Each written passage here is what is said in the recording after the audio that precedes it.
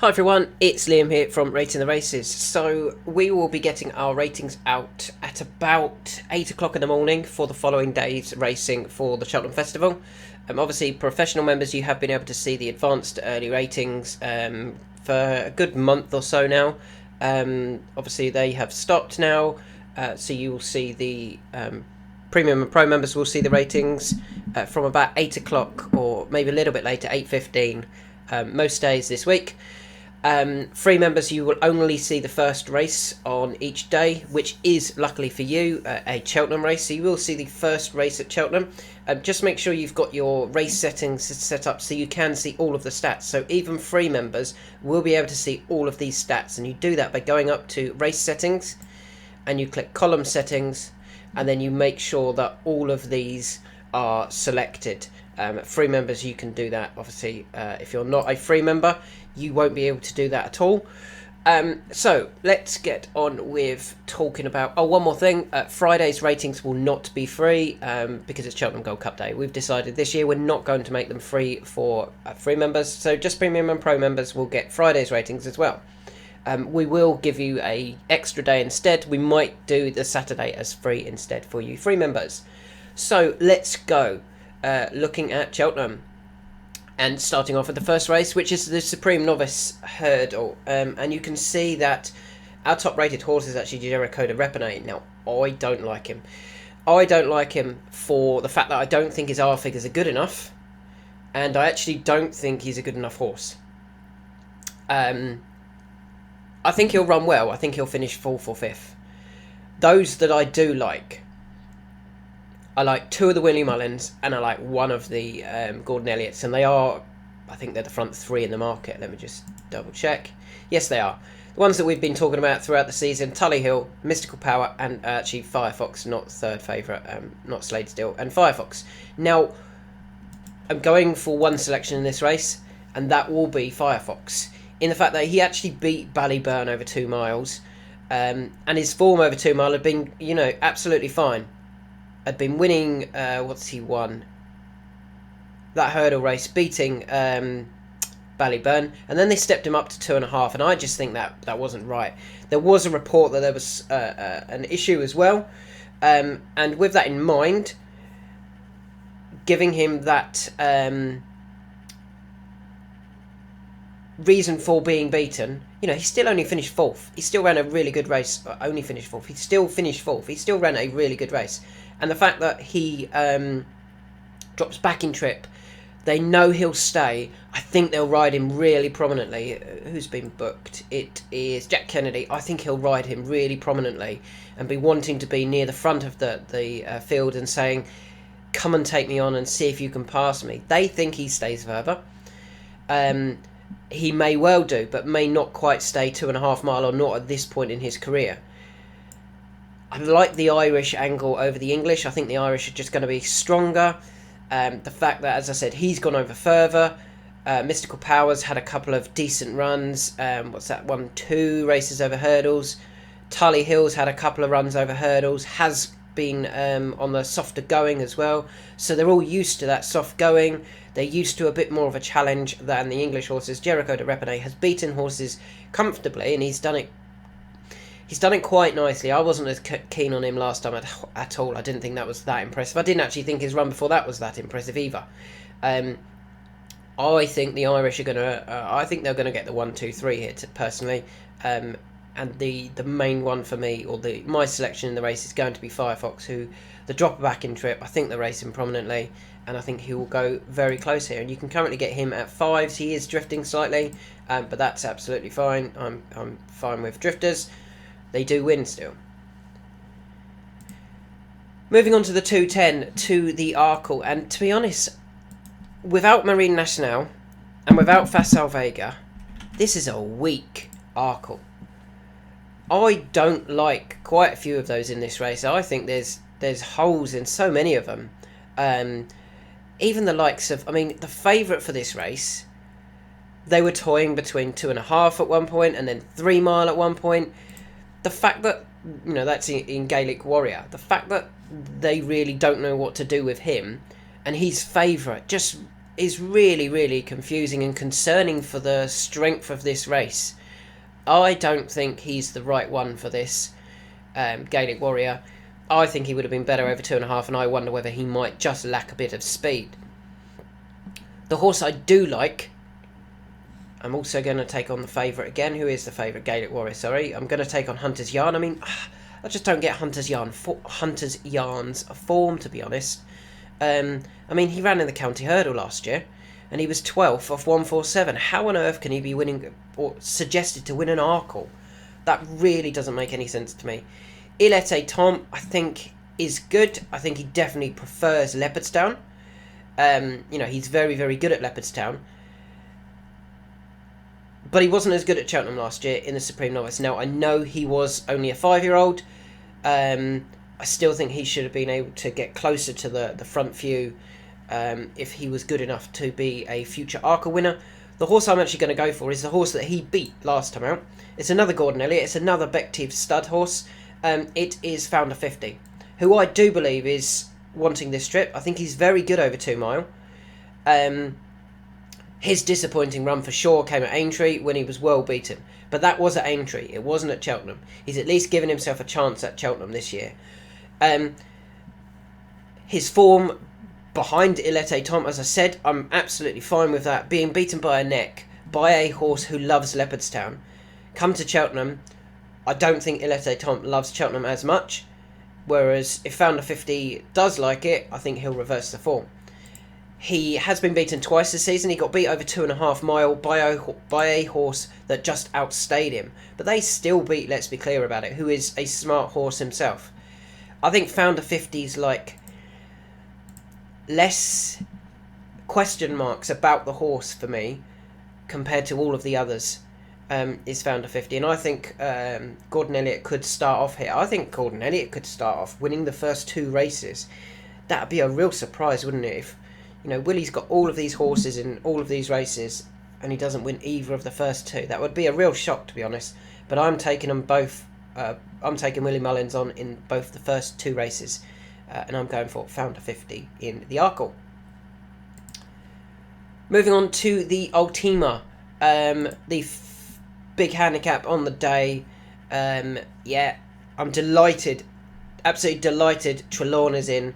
And he is now getting backed off the boards. You know, he's now down to 8s. He was 14s, 16s when we mentioned him. He was 20s, 25s when we mentioned him. He's now down to 8s because he's been declared. Harry Cobden's taken the ride. No issues with Harry Cobden riding. I think the trip will really suit. The step up in trip is definitely what he wanted or wants. I think he's very good. And I think his form with the likes of Tamuras and Kreberly to run them so close over 2.5... I think he's going to be great over 3 mile.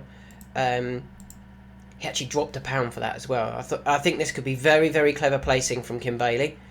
And I think he's going to go off a shorter price than the other Kim Bailey horse, Chianto Classico. And I think he's going to beat Chianto Classico, and he'll be the best of the Kim Bailey horses. You know, there was suggestions, including by people on my videos, that he wasn't going to run here. He was going to run at Uttoxeter. I'm delighted to see that that wasn't right. And that he is running at Cheltenham instead, and yeah, I think he's gonna go really, really close here.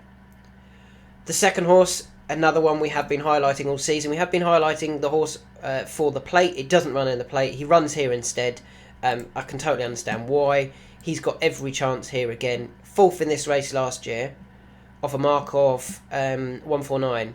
He runs here off 147. Interestingly, if you load up the Racing Post, they suggest he's running off a £5 lower mark. He's not. He's running off a £2 lower mark. But why is that interesting? Well, he arguably ran in the most competitive handicap last season, or the most progressive handicap last season. The winner was Corach Rambler, who went on to win the Grand National. The runner-up was Fast or Slow, who's second favourite, I think, still for the Gold Cup, and has beaten Galopin de Champs a couple of times. The third horse was Monberg Genius. It's not quite worked for him, but he's still got a great chance potentially in the Grand National. He did at least finish 3rd in the Ladbroke Trophy. And the Goffer, Davy Russell, unfortunately went way too early. Hit the lead, 3 out, Just as they jumped the third last before the turn in, he was already going, possibly thinking, I've got so much under me, I've got to go now. And maybe if he'd held on to him a little bit later, he might have been able to beat Correct Rambler, maybe. I do actually think it was a very, very good renewal, so it still might have been tricky even if Davy Russell had held on to him. Is there a Correct Rambler or fast or slow in this race? Oh, I know the suggestions that Meeting of the Waters is a Gold Cup horse. He needs to prove that to me, and to be honest, why on earth would a Gold Cup horse go off 14 to 1 last time out in a handicap over 2 mile 5 at Leopardstown? Surely if he was a Gold Cup horse, he would have gone off the 5 to 4 favourite in that race, even over 2 mile 5. It's not like it was a 2 mile race, it was 2 mile 5. The trip was plenty for if he was a future Gold Cup horse, and I think they've just I don't even know whether that was part of their plan to get him to be bought by JP, but yeah, I don't like him as much as I like the other two, Trelawn and the Goffer. And yeah, I think the Goffer, it's an easier race this year with the potential. Maybe the Correct Rambler, the well handicapped Correct Rambler, maybe that horse this year is Trelawn. So they are my two in the Ultima. The Goffer at, what can you get him now? You can still get him at 6s, and you can still get Trelawn at 8. Hopefully you're on at better prices than that on Trelawn. I'd love to see a big run from Kitty's Light. I do really like that horse for the Grand National. I don't think he's going to be good enough here. I don't think he's going to be quick enough here. We move on to the Champion Hurdle, and State Man wins this. For me, it's just who finishes second. I think it'll be Iberica Lord. This is all based on the concern here is the Nicky Henderson form. So Nicky Henderson had a real big gamble at the weekend. There was a gamble on a Nicky Henderson horse at Sandown. Didn't run. Yes, he's had a winner with Spring Note, but he's also had a few really disappointing efforts. Pentland Hills pulled up, Governor of India pulled up, and it's interesting to see that the last horse they ran was 9 days ago. It'll be 10 days tomorrow. Why? There's clearly something wrong in the yard for me. And they've tried to hold off as long as possible and go, we're just going to go straight to Cheltenham then with all of our runners, and not have anything before that. So yeah, that would be the real concern there for me. They do actually have a one running today in Fierce Warrior. It'll be very interesting to see how he gets on in the Novice Hurdle. I still think Iberica Lord could be the one that runs a place here behind State Man. It's probably going to be a no bet race for me though. But I think it'll be State Man beating Iberica Lord, beating Irish Point. We move on to the 410, the Mares Hurdle. So another one, I think this is almost in the bag. Lossiemouth, she's just very, very good, isn't she? She was the right winner of the Triumph last year. She should really be unbeaten. I don't think it quite went to plan at Leopardstown when she got beat by Gala Marceau. Yeah, I think she wins this quite comfortably, to be honest, with Ashero Diamond, the clear second best, in my opinion. And then it'll be anyone's game for third. I'd love to see Gala Marceau finish third. That would mean it was a Willie Mullins 1, 2, 3 in the mares. She's probably slightly too big a price. I'd probably have her down here. I think she's definitely better than Tell Me Something Girl. But yeah, you could look at doing something like Lossiemouth, State Man, and another one in a treble to try and boost your odds slightly. So if you liked Trelawn and you wanted a bit bigger than 8 to 1, for example, you could go Trelawn. Let's just see what that would work out. Trelawn, State Man, and Lossiemouth. If you think all three of those could win, let's take out some of these. They would be, whoops, still got Langadam in there. That 8 to 1 becomes 18.99 to 1. So you're getting 19 to 1 potentially about Trelawn. You know, and if you actually get that one in first, if Trelawn goes and wins, you'll then have you'll be on a 19 to 1 shot on State Man and Lossiemouth. That could look quite nice come tomorrow if Trelawn does win that first leg of it. So yeah, I'll probably be playing very small here. I might do a few of those little multiples on different horses. But I think Lossiemouth wins. I think Ashera Diamond finishes second, and I'd love to see Gala Marceau finish third. Moving on to the 450, the handicap, the Boodles juvenile handicap, and not a surprise to see Melantino getting backed in. One of those that we've highlighted, and the other one is actually getting backed in now as well, Nara. So Nara comes from the race that I like, in that she was fourth, obviously, in the race at Nace that has produced, what, 5 of the last 6 winners of this race. And I think she was given a ride where they looked after her. I really do. Mark Walsh will be definitely doing a bit more this time. I think he's looked after her the last twice, to be honest. They brought her over to Ireland after winning a race at Artois. She went straight into Grade 3 company. Was it that she wasn't good enough, or just not put in the race? She was a bit novice-y throughout the race, but still ran okay. And then last time out, I didn't think she was put in the race at all. I didn't think there was much of an effort from Mark. I think Mark might have been helping to get this horse handicapped. Has got in off 126.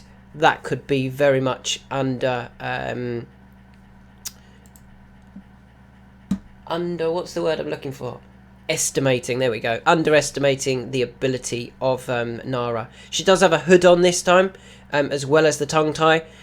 They put a hood on first time up. They then put a tongue tie on, and now they're going for both hood and tongue tie. I do wonder whether they know that actually we needed both. Let's keep them separate. Let's put one on, and then we can kind of explain that the combination was what helped bring out a massive improvement.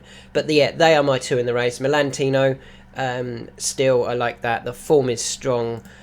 That third behind Burdett Road and Sergino last time, or Sergino and Burdett Road, that's very good form. And I don't think John Joe really wanted to win the race. I think he was setting it up so that they would end up well beaten and potentially dropping them in the handicap. They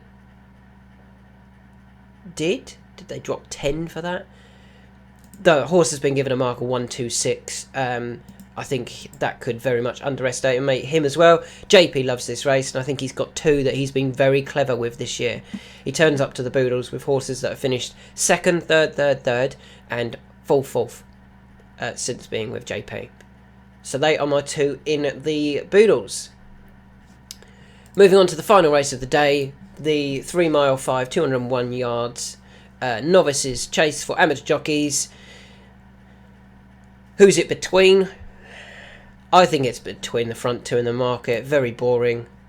Corbett's Cross and Embassy Gardens. I think both of those jockeys will be watching each other.